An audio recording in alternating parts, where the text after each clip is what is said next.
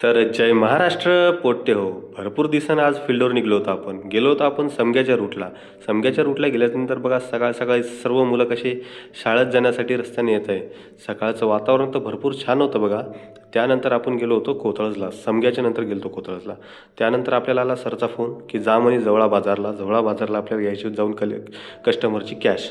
गेलो ना मग आपण जवळा बाजारला. बघा मित्रांनो आपण औंढ्यातून जात होतो. औंढ्यातून जाता जाता मस्त आपल्याला बघा हे लागले होते. मित्रांनो हे लोकेशन सांगा बरं कुठलचं आहे.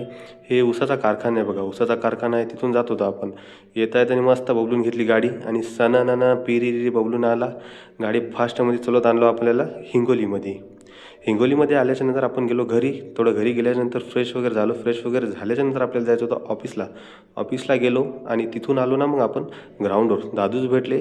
दादूसला भेटल्यानंतर मित्रांनो बघा संध्याकाळचं 4:30 वाजताचं हे वातावरण बघा किती खतरनाक वाटत होतं. आणि हे वातावरण झाल्यानंतर आपलं ग्राउंड वगैरे झाला आणि दादूस आपण बसलो निवांतमध्ये वर्कआउट करत. त्यानंतर इथं होते दादूस म्हणजे म्हातारे माणसं. आपलं सर्व वर्कआउट वगैरे झाल्याच्यानंतर आम्ही सर्वजण निघालो घराच्या दिशेनं.